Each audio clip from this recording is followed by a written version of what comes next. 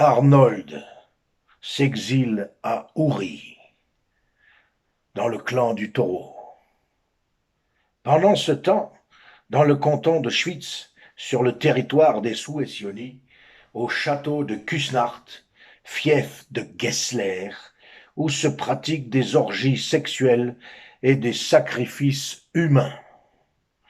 Les cachots se remplissent de prisonniers et les oubliettes de cadavres. Gessler, le champion de la guerre, rappelez-vous que la guerre c'est Mars-Satan, Gessler est le plus cruel et le plus orgueilleux des gouverneurs de tout l'empire des Habsbourg. Eh oui, c'est pourquoi un château ne lui suffit pas. J'en veux encore, encore et toujours plus, dit-il en hurlant. Ah, je vais donc faire construire un autre château sur le territoire du peuple des taureaux, Uri, près du lac des quatre cantons.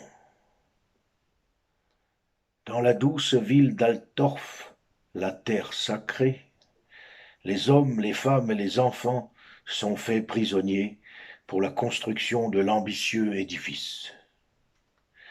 Voilà qu'un cavalier rapporte à Gessler qu'un certain Stauffacher, du clan du Corbeau, de Schwytz, et Stauffacher de Schwytz, le spécialiste des assauts, un combattant émérite, a construit une splendide Tégis sans lui demander la permission. Tégis, foyer, cabane, maison, igloo, etc. Ça dépend dans quelle langue vous parlez. Gessler se rend chez Stauffacher et le menace. Gertrude, ivresse du combat, toujours l'étymologie, la racine du verbe, la lumière de la vérité. Gertrude, épouse de Werner Stauffacher, le gardien du clan, lui conseille de se rendre chez les Ouranais, chez le très vénérable druide Walter Fürst, le roi vivant au pouvoir présent. À la nuit tombante, Stauffacher, le chef des armées, part pour Uri. Sur le chemin, il écoute et observe les habitants pour connaître leur opinion, savoir ce qu'ils ont sur le cœur. Il entre dans la ville d'Altorf, où habite le grand druide Fürst, le prince souverain. Sur la place du marché, une troupe de soldats fixe une longue perche en terre.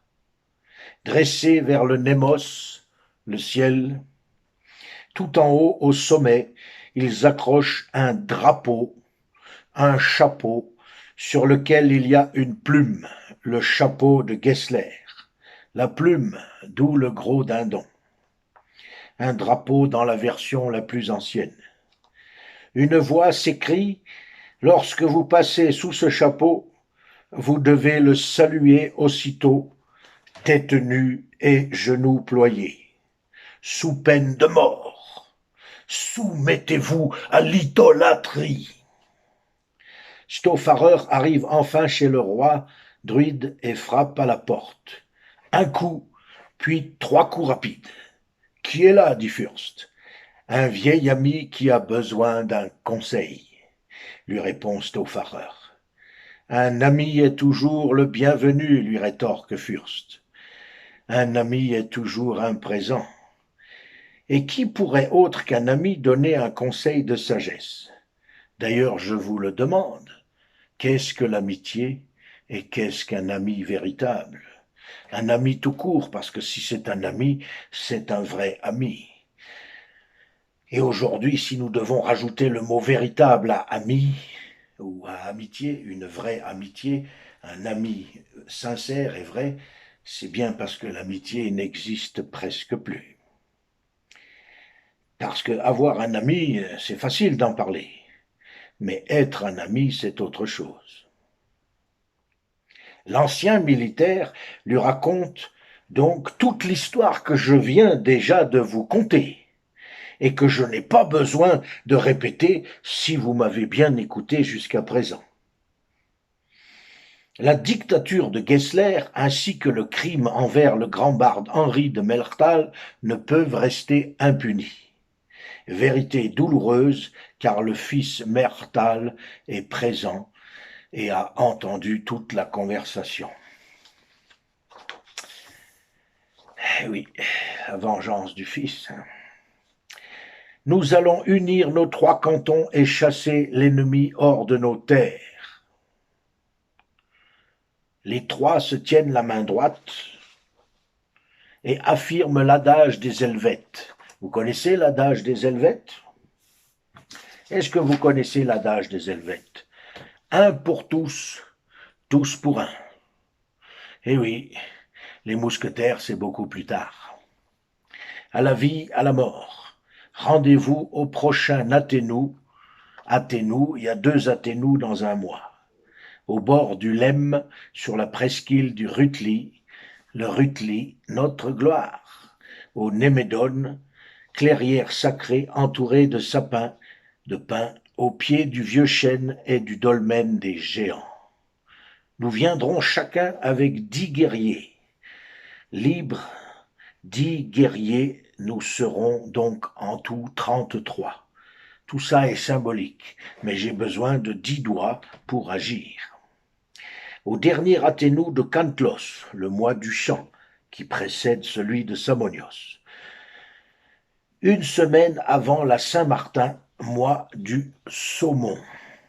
C'est ainsi que la fraternité des hommes libres, c'est beau, la fraternité des hommes libres se rassemble. Arnold, le gardien de la flamme royale, est le premier. Arnold, puis Stauffacher, le général des armées, et le grand druide. Le premier est du clan de l'ours, le deuxième est du clan du corbeau, et le troisième du clan du taureau. Ils arrivent chacun avec 10 hommes, et le grand druide arrive avec 10 de ses chevaliers. Et à sa droite, un homme robuste, de grande taille, épée à la taille, arc à l'épaule. L'arbalète, c'est venu beaucoup plus tard, l'arbalète étant un symbole de la Suisse, mais Wilhelm Tell, Guillaume Tell, Robin des Bois était d'abord et avant tout un archer. Arc à l'épaule, sourire aux lèvres, le fier et vaillant Wilhelm Tell, serviteur de la déesse et défenseur de la tribu. Les 33 hommes, 33 symboles de vérité pour les druides, devenus un symbole pour les francs-maçons, tout d'ailleurs est symbolique dans les histoires en général. Les 33 hommes des clans de l'ours, du corbeau et du taureau, tous s'encerclent autour du chêne de justice, l'arbre de justice, le chêne. Près du dolmen aux géants se jurent fidélité, la promesse. Là, on parle souvent de jurer, mais rappelez-vous, je jure, tu jures, nous jurons. Un juron est une insulte et jamais une chose vraie. Promettre, c'est mettre en place. Fidélité dans nos actes et amitié dans nos cœurs. Fidélité dans nos actes et amitié dans nos cœurs. Ah, ce que j'aimerais entendre et voir cela plus souvent. Qu'à chaque fois qu'un danger menace notre matrie, nous nous battrons ensemble pour reconquérir notre liberté. Ah, la liberté. Qu'est-ce que la liberté s'il n'y a point de vérité?